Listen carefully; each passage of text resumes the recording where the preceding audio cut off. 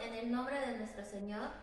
Hoy es un día nuevo en el cual vamos a poder seguir aprendiendo de nuestro Señor, pero también es muy importante alabarlo. Entonces vamos a iniciar el momento de alabanza con la canción Alaba alma mía.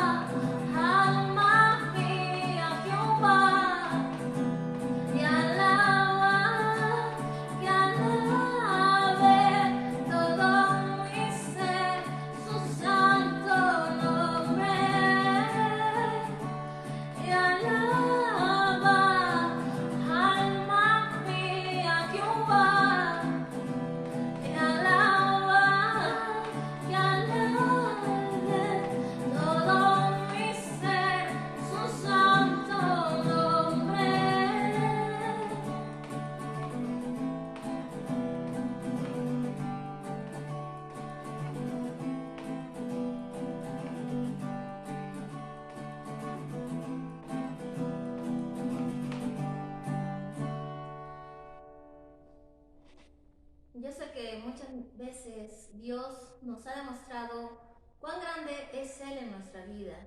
Sé que Él ha sido nuestro refugio a pesar de las circunstancias, adversidades que podamos estar viviendo. Es por ello que vamos a seguir adorándole con la canción Cuán grande es Él.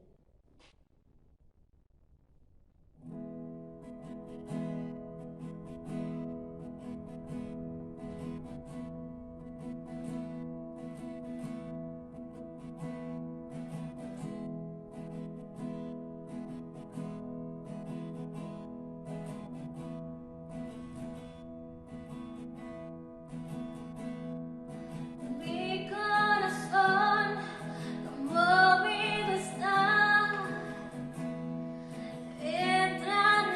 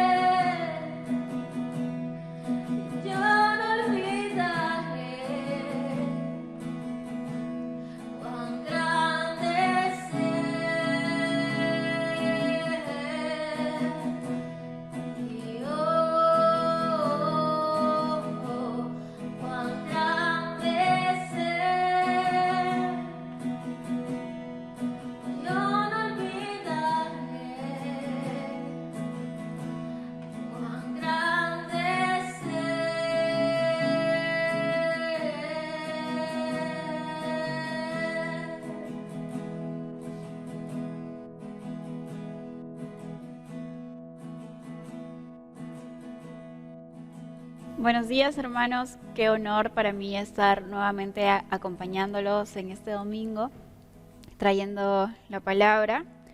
Y antes de empezar, vamos a orar. Señor, te damos gracias porque tú eres un Dios bueno, eres un Dios abundante en gracia, abundante en misericordia, en paz, y eres un Dios fiel. Te damos gracias por todas las misericordias que hemos visto de tu parte durante esta semana y también por las que vendrán más adelante. Te pedimos que en este tiempo abras nuestros corazones, abras nuestras mentes a lo que tú nos tienes para decir, a lo que tú nos quieres mostrar, Señor, y que sea yo un instrumento para hablar lo que tú quieres a las personas que están viendo esto, que mi forma de pensar, mi forma de sentir o mi forma de ver el mundo no intervenga con lo que tú quieres decir, Señor. Sé tu Espíritu Santo guiando este tiempo. En tu nombre oramos. Amén. Bueno. Estamos haciendo esta serie de hechos y ya hemos ido desde el inicio de Hechos donde Jesús da la gran comisión a los discípulos y luego hemos pasado por todos estos procesos que ha tenido la iglesia con el Espíritu Santo viniendo, la iglesia expandiéndose, creciendo, los discípulos andando enfermos, de ahí la persecución de la iglesia, cuando apedrearon a Esteban, y luego cómo la iglesia no solo se expande a los judíos, sino Pedro es inspirado en una visión por Dios a compartir también a los gentiles. Por otro lado tenemos a Pablo que antes era Saulo y que estaba persiguiendo a los cristianos y matándolos, siendo convertido en un encuentro directo con Jesucristo y llegando al Evangelio y empezando a dar sus primeros pasos en el Evangelio. Y en este punto, ya en Hechos 14, que es a donde hemos llegado, ya vemos a un Pablo convertido con un cierto conocimiento de Dios y llamado por el Espíritu Santo junto con Bernabé, que era un maestro y profeta de la iglesia, a su primer viaje misionero. Entonces ya han estado por algunos pueblos y en Hechos 14, que es lo que vamos a tocar hoy día, los encontramos primeramente en los primeros 7 versículos en Iconio. En Iconio ellos llegan, empiezan a predicar el Evangelio, empiezan a tener seguidores, a traerlos a Cristo, pero también se va formando una oposición, como en todos los lugares a los que ellos iban. Llega un punto en el que si bien crece la iglesia y si bien hay más y más gente siguiéndolos, también la oposición se vuelve más fuerte y coordinan un día para atacarlos y apedrearlos. Y es por esto que Pablo y Bernabé tienen que salir de Iconio y se van a un pueblo que queda como a 10 millas de Iconio, que se llama Listra.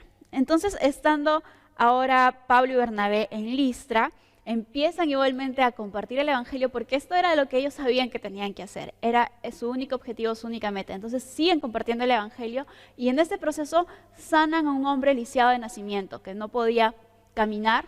Pablo le dice levántate y él de un salto se pone en pie y puede caminar y toda la gente que estaba allí se queda asombrada. Ahora, Listra era un lugar que no era judío. No tenían ellos un conocimiento del Antiguo Testamento, no sabían quién era el Dios de Abraham, el Dios de Jacob, ellos eran griegos. Y dentro de la mitología griega, sabemos que ellos tienen muchos dioses diferentes para cada cosa. Lo que pasa en estos capítulos, en estos versículos, del 8 al 18, es que la gente queda tan maravillada por el milagro que hizo Pablo, que creen que Pablo y Bernabé son dioses. Asumen que Pablo es Hermes y que Bernabé es Zeus. Y en su propio idioma empiezan a declarar y adorar a Pablo y a Bernabé. Sin embargo, ellos no se dan cuenta hasta que empiezan a traer sacrificios al templo de Zeus para sacrificarlos para ellos, pensando que eran estos dioses. Ahora, ¿por qué pasa esto un poquito? Les voy a dar algo de contexto. Ellos creían que antes habían llegado 2 dioses encarnados y que como el pueblo no había creído en ellos, estos dioses se enojaron muchísimo y exterminaron a todo el pueblo, excepto a una familia de ancianos que creyó en ellos. Ya que había este mito, esta leyenda en este pueblo, ellos no quisieron cometer el mismo error. Y en el momento que vieron que Pablo hizo este milagro, quedaron extasiados y por el miedo también que les perseguía de esta leyenda, decidieron traer sacrificios y adorarlos en su templo. Es en este momento que Pablo y Bernabé se dan cuenta cuando van trayendo los animales, los toros, hacia el sacerdote del templo, que están tomándolos como dioses y los tratan de frenar y les tratan de decir que ellos son seres humanos, simples mortales, y que el único que deben adorar es al Dios creador. Allí ellos no hablan con palabras complejas acerca del Antiguo Testamento, de los pactos, de Abraham, de Jacob, simplemente les dicen, hay un Dios que es creador de todo, y ese es el Dios por el que estamos aquí, el que ha sido misericordioso con nosotros, somos seres humanos también, y es el Dios en el que queremos que ustedes crean. Les traen la buena nueva, les hablan de Jesús, pero aún así a la gente le cuesta refrenarse con su impulso de adorarlos. Pero luego, y aquí ya vamos a leer, porque les hago un poco de contexto de forma resumida de este capítulo, para no leerlo todo, pero sí me gustaría que busquen en Hechos 14, el versículo 19. Vamos al versículo 19. Dice, luego unos judíos llegaron de Antioquía e Iconio, las ciudades en las que habían estado antes Pablo y Bernabé, y lograron poner a la multitud de su lado.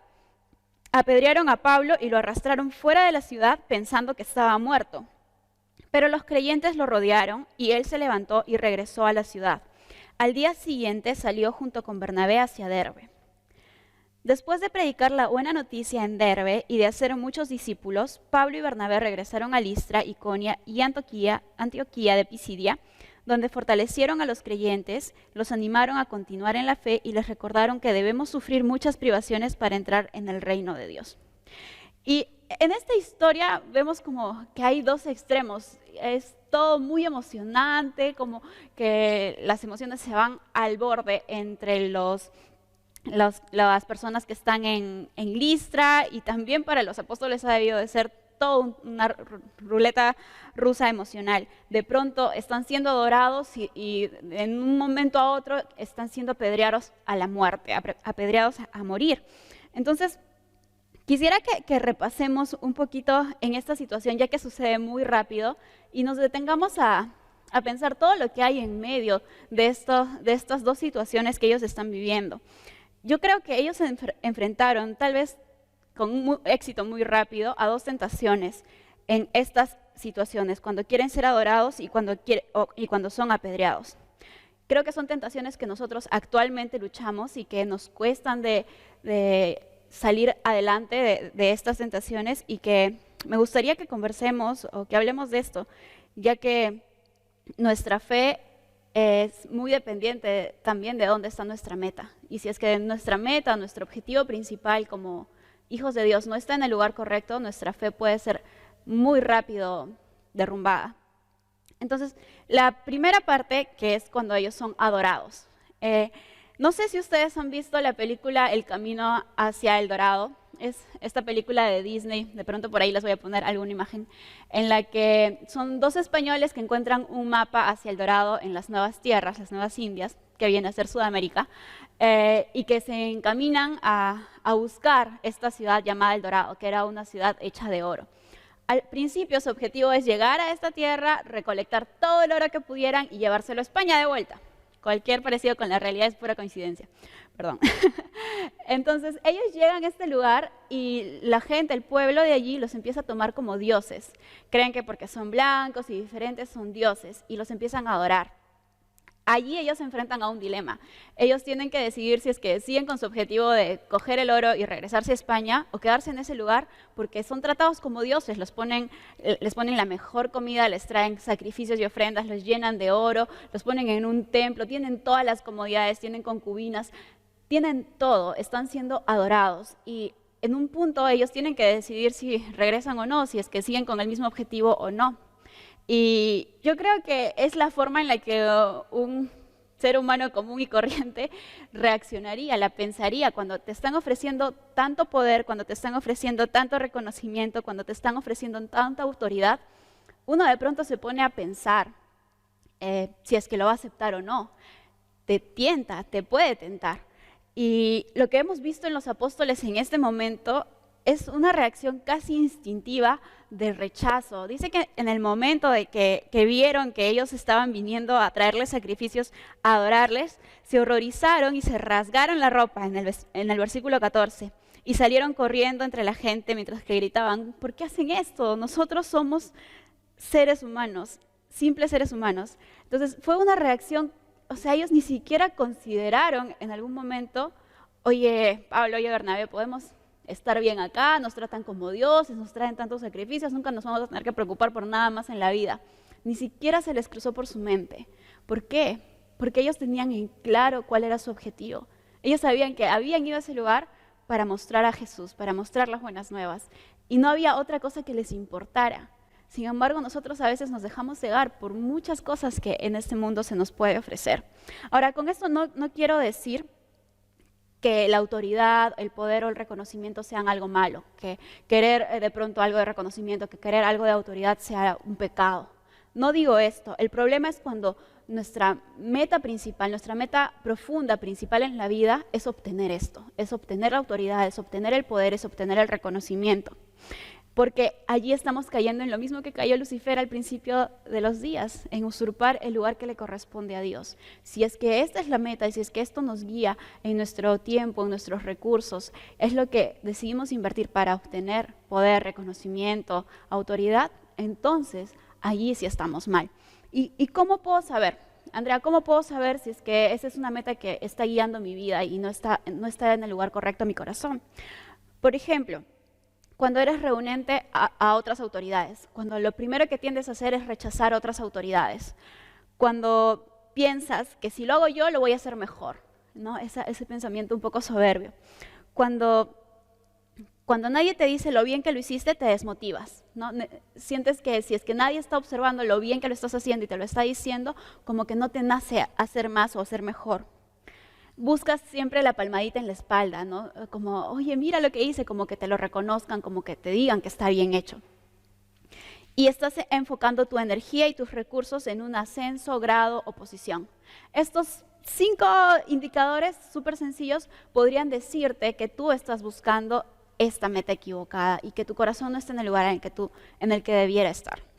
Ahora, vamos al otro momento, a la otra situación de estar adorando a los apóstoles, de pronto pasan a ser apedreados. ¿Y cuál sería la tentación en este momento, tal vez para nosotros como seres humanos simples y mortales? La tentación podría ser el evitar el sufrimiento. No es la primera vez que apedrean a un cristiano en la historia de Hechos. De hecho, Esteban murió por ser apedreado y Pablo estuvo allí presenciando y como testigo de esa muerte de Esteban. Y ahora Pablo está viviendo esto en carne propia. Creo que hubiera sido muy sencillo para ellos reformularse a partir de allí si iban a seguir predicando el evangelio, o sea, que les estaba trayendo tanto sufrimiento. Habían salido de una ciudad en la que los querían apedrear, habían llegado a otra y aún allí los habían apedreado. Y así en cada ciudad en la que vivían había oposición y había violencia. Entonces, me pregunto, ¿acaso no se nos cruzarían frases como, esta no es la vida que Dios quiere que yo viva? ¿O qué clase de Dios puede ver a sus hijos sufrir? Entonces, son frases que el mundo constantemente nos está lanzando y que tal vez a nosotros nos hubieran llevado a renunciar a esa meta, que era llevar el evangelio, o a tomarnos un break, ¿no? Un descanso después de todo esto que estoy sufriendo. ¿Por qué? Porque en este mundo que vivimos hay una filosofía que está reinando, que es el hedonismo. ¿Qué es el hedonismo?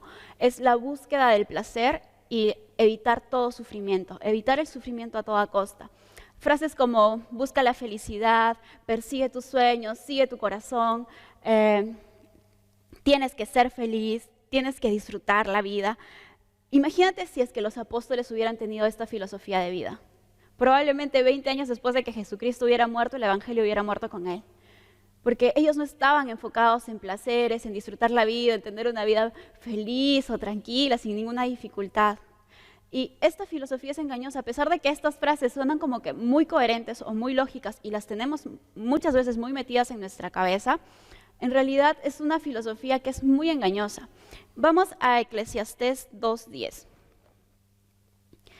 Eclesiastés es uno de mis libros favoritos, me gusta mucho, y dice, todo lo que quise lo hice mío, no me negué ningún placer. Hasta descubrí que me daba gran satisfacción trabajar mucho, la recompensa de toda mi labor.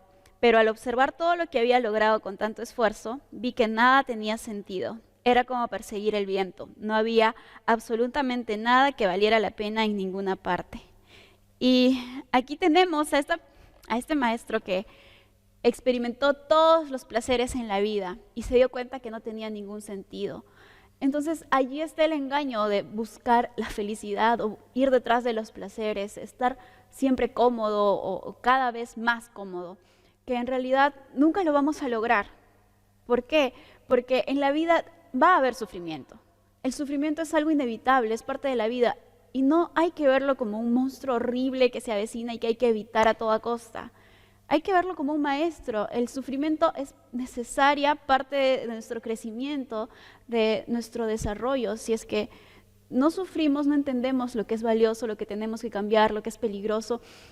Necesitamos experimentar sufrimiento y sobre todo en el camino del reino de Dios. Y aquí Pablo lo vuelve a decir en los últimos versículos de este capítulo. Es necesario, ¿sí? Y les recordaron que debemos sufrir muchas privaciones para entrar en el reino de Dios. Entonces, es difícil, pero esta filosofía que muchas veces nos guía en nuestras decisiones puede hacer un daño y retroceder el reino de Dios en nuestras vidas. Ahora, ¿cómo yo sé que esta búsqueda del placer, el evitar el sufrimiento, la filosofía hedonista es mi meta profunda, es lo que me guía? Evito situaciones estresantes. Cada vez que veo que puede haber una pelea o alguna situación estresante, rehuyo estar allí. Trato de evitarlo a toda costa.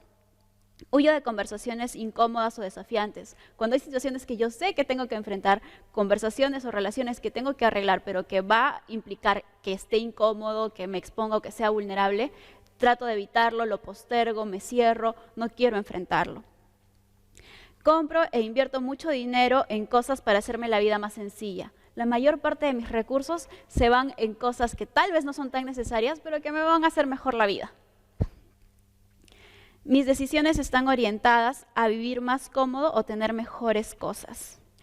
Invierto mucho tiempo libre en actividades de ocio, ¿no? Entonces, si tengo un momento para estar libre, me pongo a jugar, me pongo a redes sociales, me pongo a buscar placeres en ese tiempo libre. La mayor parte de mi tiempo libre fuera de trabajo lo estoy ocupando en cosas que me dan placer, que me aportan ocio.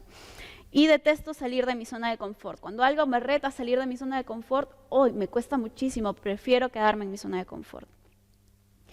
Ahora, ¿por qué los discípulos no se sintieron tentados en estas situaciones? ¿Por qué no se les cruzó por la cabeza quedarse como dioses o de pronto desistir en el Evangelio? Ellos tenían la meta muy clara. Ellos sabían a qué iban y por qué iban. Su fe no era negociable. Ellos iban a compartir el Evangelio a cada lugar al que pisaran.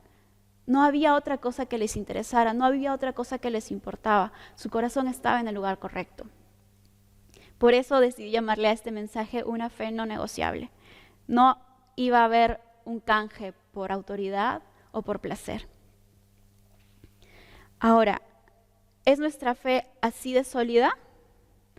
¿O se mece al ritmo de todo lo que ocurre en el mundo? ¿Es nuestra creencia en Jesús y el propósito por el que estamos en este mundo, lo tenemos así de claro? ¿O con cada cosa que sucede nos vamos dejando llevar por la forma en la que funciona este mundo? Nos dice Pablo también que no nos adaptemos a este mundo, que no sigamos las reglas de este mundo, que no amemos lo que hay en este mundo. ¿Por qué? Porque es muy fácil vivir nuestra vida lejos de la meta que Dios ha puesto para nosotros, que es traer su reino. Ahora, yo quiero que durante esta semana nos preguntemos, porque probablemente yo también estoy cayendo mucho en esto, nos preguntemos qué metas profundas están dirigiendo nuestras decisiones. ¿Qué metas están dirigiendo nuestras vidas? ¿Dónde está nuestro corazón? ¿Dónde está nuestra fe? Y vamos a hacerlo práctico. En tu celular, en unos apuntes o en una libreta, vas a tomar nota de todas las decisiones que vas tomando, aunque sean pequeñas, porque día a día tomamos muchísimas decisiones. Toma nota de las decisiones que vas tomando y analiza qué te está llevando a tomar las decisiones como las tomas. Es la búsqueda del reconocimiento, la búsqueda de autoridad, de placer, de evitar el sufrimiento, de pronto de afecto o de aceptación. O en realidad tu corazón se está guiando por el propósito que Dios te ha dado. Tu corazón se está guiando en cada decisión que tomas, en agradarle a Él, en compartir el Evangelio, en mostrar a Jesús, en dar de su amor. ¿Dónde están puestas tus decisiones? Te voy a invitar a que en esta semana lo puedas pensar, puedas reflexionar y tal vez siendo muy sinceros con nosotros mismos, porque si no lo somos nos podemos escudar fácilmente. No, es que hay necesidades, es que hay esto, es que tengo que trabajar, tengo que hacer esto, tengo que hacer el otro. Pueden haber muchas cosas alrededor que nos presente el mundo como importantes, pero al final la pregunta es, ¿tu fe es no negociable?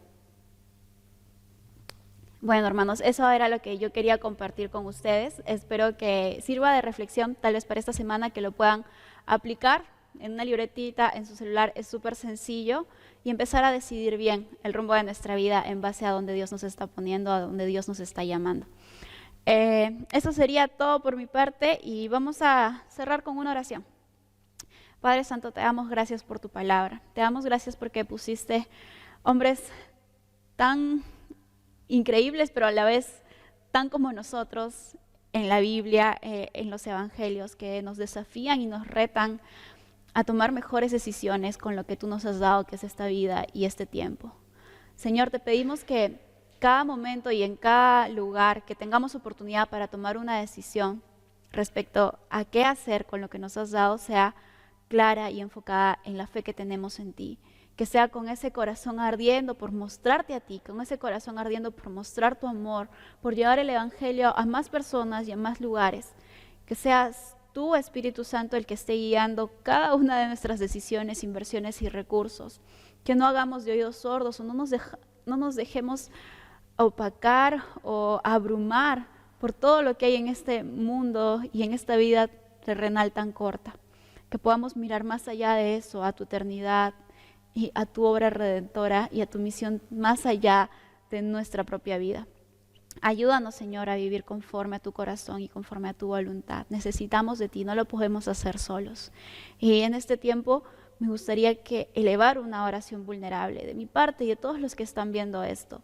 De te necesitamos para hacer esto. Necesitamos de ti, necesitamos de tu Espíritu Santo, y creemos que nos vas a ayudar de aquí en adelante en todas las decisiones que vayamos tomando para agradarte a ti y para responder a tu llamado. Te amamos, Señor, y en tu nombre santo oramos. Amén. Gracias, hermanos, por este tiempo. Una vez más ha sido un honor para mí. Y bueno, eso es todo. Que tengan una semana súper bendecida. Hasta luego.